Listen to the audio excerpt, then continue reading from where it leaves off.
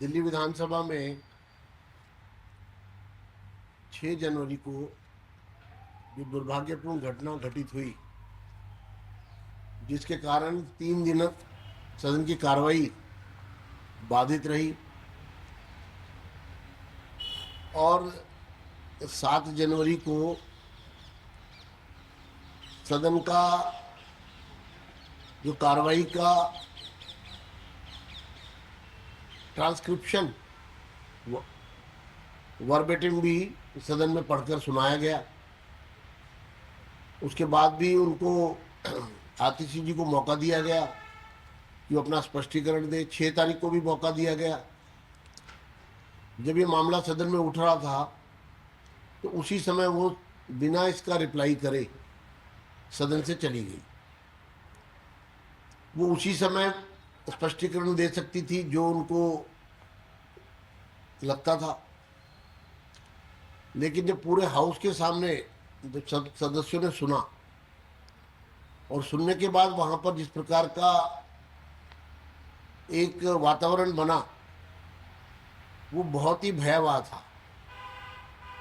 उस वातावरण में सदस्यों को समझा पाना पूरी तरह से असंभव सा लग रहा था।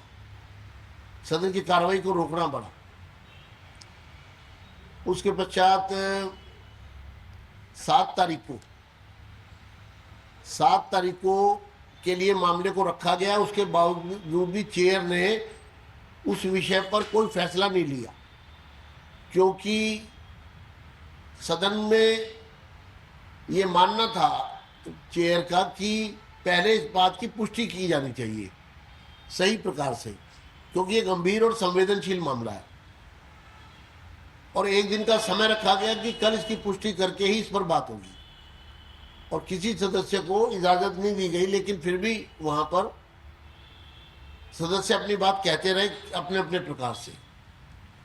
अगले दिन जब इसकी पुष्टि कर ली गई और विधानसभा कार्यालय के सचिवालय से जो वर्बेटिम नोट किया जाता है उसमें इसकी पुष्टि हो गई, वीडियो में इसकी पुष्टि हो गई, तो फिर इसमें फिर उनको बुलाया गया कि आप आइए, बताइए, रिग्रेट करिए, अपनी सफाई में कुछ कहना है तो वो कहिए। और अगर गुरुओं के सामने सर झुकाना पड़ता है उनका आशीर्वाद लेने के लिए, तो ये तो हमारा सौभाग्य होता है। लेकिन मुझे लगता है कि इस पूरे मामले में ये भावों की कमी के कारण ही ऐसा संभव होता है। जब आपके अंदर किसी चीज के प्रति भाव नहीं होते, मोहब्बत नहीं होती, उसके प्रति समर्पण नहीं होता, प्यार नहीं होता, उसको एक प्रकार से एक समर्पित भाव नहीं होता, तो फिर इस तरह के शब्द निकलते हैं। और यही मुद्दा है कि जो भाव विहीन या भाव जिन लोगों के भाव है, आपने उनको कहीं ना कहीं अपने इस कृत्य से आघात पहुंचाया। लोग पीड़ा में हैं। जिन गुरुओं ने कुर्बानी दी, सर्वस्व न्यौछावर कर दिया, धर्म की रक्षा के लिए, देश की रक्षा के लिए, समाज की रक्षा के लिए, आम लोगों की रक्षा के लिए, उनके प्रति अगर आप श्रद्धा के भाव नहीं रख रहे हैं और सदन में चर्चा हो रही है उसमें भाग नहीं ले रहे हैं, ऐसी कोई चर्चा सदन में आज तक नहीं हुई जिसमें अंत में लीडर ऑफ अपोजिशन अपनी बात ना कहे। लीडर ऑफ अपोजिशन को हमेशा, और लीडर ऑफ द हाउस, ये दो जो ओहदे हैं ये बेसिकली ये रिप्रेजेंट करते हैं। अब चर्चा में आप भाग नहीं ले रही हैं, गुरुओं के नाम के प्रति आप कोई श्रद्धा नहीं अर्पित कर रही हैं, और बाद में भी जिस तरह का व्यवहार कर रही हैं, और उसके बाद फिर सदन को छोड़ के चले जाना इस तरह से जैसे कि मैं इसको ठीक मानती हूँ। और उसके बाद फिर सदन में आना ही नहीं, पूरे सत्र में एक दिन भी नहीं आई। ये बड़ी हैरानी की बात है, बार बार बुलाने के बाद भी। तो इसको क्या माने कि चोरी और सीना चोरी, इससे ज्यादा और क्या हो सकता है। अभी हमने नोटिस दिया था सभी पुलिस अधिकारियों को संबंधित। आज हम पंजाब सरकार के एफएसएल विभाग को भी नोटिस भेज रहे हैं कि वो इस पर अपना जवाब दें। रिपोर्ट का आधार क्या है, रिपोर्ट सबमिट करें। और इसके लिए 22 तारीख तक का समय दिया जा रहा है। एफएसएल को आज दिल्ली विधानसभा की ओर से नोटिस जारी किया जाएगा, ये हमने तय किया है। दूसरा, जो जिन अधिकारियों को कल तक जवाब देना था उसमें जो डीजीपी हैं उनका रिप्लाई आया है, और कमिश्नर जालंधर का भी ने भी जवाब भेजा। जवाब से अर्थ ये है कि डीजीपी, क्योंकि उनके घर में गमी है और व्यक्तिगत कारणों से उनके पिता के देहांत के कारण, वो रिचुअल्स के कारण उन्होंने कुछ और समय मांगा है, तो उन्हें भी 22 तारीख तक जवाब देने की अगली तारीख तय की गई है।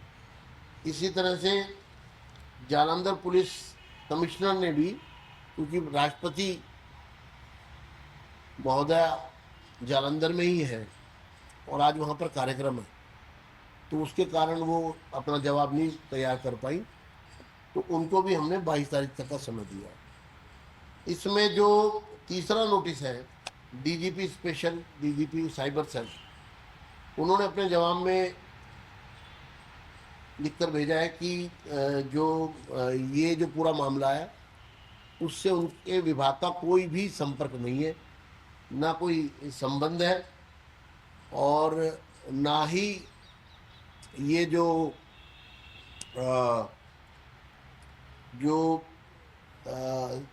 घटना घटित हुई है, जांच हुई है, उसका कोई भी हमारे से संबंध नहीं है। और उन्होंने उसके पीछे कुछ लॉजिक भी दिए हैं जिसको अभी स्टडी किया जाएगा, और उसके बाद उनको एक बार अपीयर होके अपनी बात को और स्पष्ट करना होगा, ऐसा मेरा मानना है, जिससे कि बात का दूध और पानी का पानी हो सके।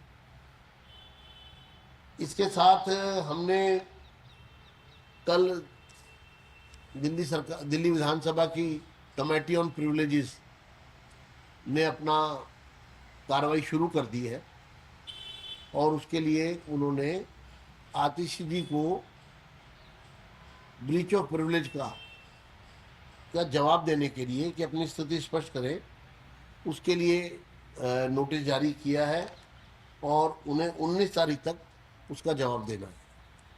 तो इस पूरे मामले में जहां एक तरफ डायरेक्टर पंजाब फॉरेंसिक लेबोरेटरी को आज दिल्ली विधानसभा के सचिवालय से नोटिस जारी किया जा रहा है कि वो 22 तारीख तक जवाब दें। दूसरा, जो 15 तारीख तक जवाब देना था, उस पर जो हमें प्राप्त हुआ है उसको हमने स्वीकार करते हुए, और जो डीजीपी स्पेशल सेल, जो है स्पेशल डीजीपी साइबर सेल ने जो अपना वक्तव्य दिया है, उसकी जांच, उसका स्टडी किया जाएगा, और उसके बाद ये जवाब जो है कमेटी ऑन प्रिविलेजेस को सबमिट कर दिया जाएगा। उसके बाद कमेटी इस बारे में फैसला लेगी और आगे की कार्रवाई करेगी। तीसरा, आतिशी जी को हमने जो कमेटी ऑन प्रिविलेजेस ने अपनी कार्रवाई शुरू कर दी है, ये जो आतिशी जी को नोटिस गया है, ये एक सेपरेट केस भी है, क्योंकि इस मामले में मैं आपको ये ध्यान दिलाना चाहता हूं कि सदन के पटल पर ही इस मामले को कमेटी ऑन प्रिविलेजेस को सौंप दिया गया था आतिशी जी के शब्दों को लेकर। लेकिन ये जितनी बाकी की कार्रवाई हो रही है, ये जब 8 तारीख को विपक्ष के मांग पर, जिसको सत्तारूढ़ दल ने भी समर्थन दिया था, और मेरे चैम्बर में आकर के उनके उपनेता ने इस बात की मांग की थी, उनकी मांग पर हमने 8 तारीख को इसको फॉरेंसिक साइंस लैब में भेजा। अचानक जैसे ही यहां से फॉरेंसिक साइंस लैब में गया है, अचानक अगले दिन खबर आती है कि पंजाब की फॉरेंसिक साइंस लैब ने तो उसकी जांच भी कर ली है और एफआईआर भी दर्ज। ये जो एक तरह से गुरुओं के सम्मान को के साथ, मुझे लगता है कि ये सारी कार्रवाई ऐसी है जिसमें ऐसा प्रतीत होता है कि चुनौती दी जा रही है। ये जो चुनौती दी जा रही है कि जो भाव आ रहा है, सच को झुटलाया नहीं जा सकता, वो तो तथ्य है, फैक्ट है, रिकॉर्ड पे है। लेकिन उसको चुनौती देना ये गंभीर मामला है। इसकी गंभीरता को देखते हुए मुझे बार बार ये सब बातें आपके समक्ष आकर करनी पड़ रही है, क्योंकि मेरी ये जिम्मेदारी है, मैं सदन के साथ न्याय करूं, सदन के सदस्यों के साथ न्याय करूं। इसका जवाब तो सदन में ही बनता है और इसकी कार्रवाई सदन से ही बनती है। लेकिन ये बाहरी ताकतें जिस तरह से इसको घुमा रही है और चुनौती दे रही है, ये गंभीर मामला है। मामला सदन के अंदर का है, मामला सदन के सदस्यों से जुड़ा हुआ है, मामला सदन को फैसला लेना है, जांच भी सदन को करनी है,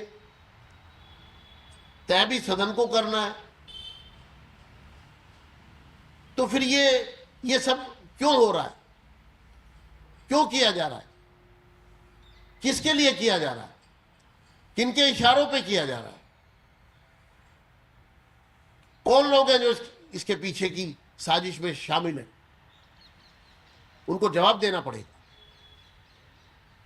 हम इस मामले की गंभीरता को देखते हुए इस पर कोई ना कोताही बरतेंगे और ना हम इसका दूध का दूध और पानी का पानी करेंगे। आज देश के संविधान को कहीं ना कहीं चोट पहुंचाई जा रही है, संवैधानिक व्यवस्थाओं को, संवैधानिक जो हमारे इंस्टीट्यूशंस हैं उनको टारगेट किया जा रहा है, उनकी ताकत को, उनकी भावनाओं को ठेस पहुंचाई जा रही है। ये सदन की मर्यादा से जुड़ा हुआ प्रश्न है। आप सदन की मर्यादा को इस तरह तार तार नहीं कर सकते। अगर किसी सदस्य ने अपराध किया है सदन के अंदर, तो उसकी जवाबदेही सदन में ही बनती है।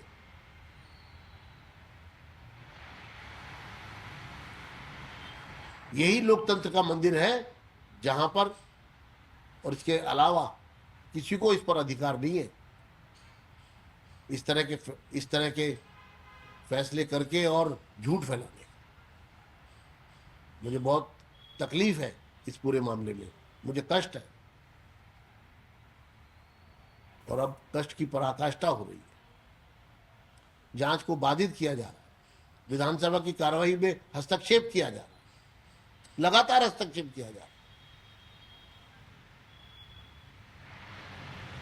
और जो लोग हस्तक्षेप कर रहे हैं उनके राजनीतिक मंसूबे हैं,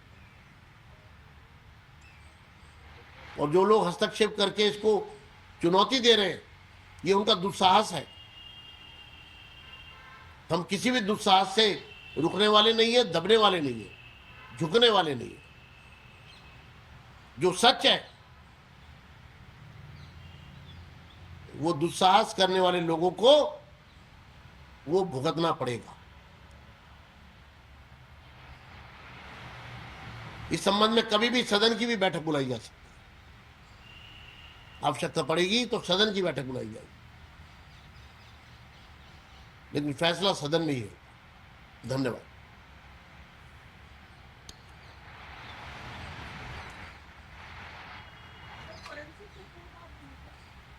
वो कल हम आपसे उसके बारे में बात करेंगे। पंजाब कल तक केसरी के एक्सपेक्ट है फिर? कल तक एक्सपेक्ट है? हाँ, सर, पंजाब केसरी के दफ्तर पे जो पंजाब पुलिस की तरफ से रेड की गई उस पर क्या कुछ कहेंगे आप? सर पंजाब पंजाब केसरी के दफ्तरों पर मेरा रेड की जा वो रही है मेरा पंजाब में। मेरा विषय नहीं है आज का विषय। ये सिर्फ और सिर्फ दिल्ली विधानसभा से संबंधित किसी भी विषय पर मैं आपको जवाब देने के लिए आपके सवाल आमंत्रित करता हूं। और चूंकि ये लोकतांत्रिक प्रक्रिया पर प्रहार है, उसको चुनौती दी गई है। लोकतंत्र देश और दुनिया देख रही है। हम किसी भी तरह से अपने इस लोकतंत्र के मंदिर को कमजोर नहीं होने देंगे, ना उसकी ताकतों को, ना उसकी जिम्मेदारियों को। जो हमारे सदन की जिम्मेदारी है उससे भी हम पीछे नहीं हटेंगे, और जो हमारी अधिकार क्षेत्र है उसमें भी किसी को एंटर नहीं करने देंगे।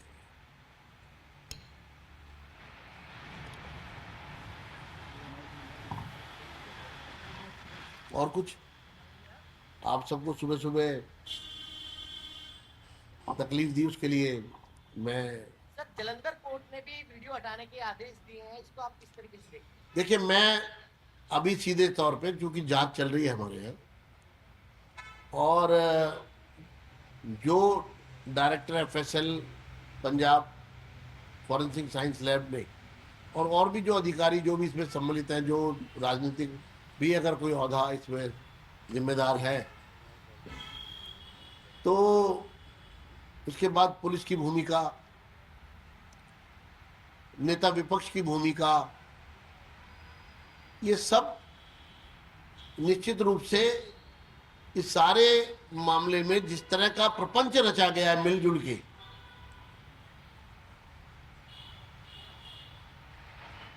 तो हम चाहते हैं कि ये स्पष्ट होना चाहिए। ये लोगों के सामने सच जो पहुंचा है, उसको जो षड्यंत्र करके किया जा रहा है, वो हम नहीं होने देंगे। चाहे उसके लिए हमें कितनी भी लंबी लड़ाई लड़नी पड़े, कितना भी इस सदन को संघर्ष करना पड़े।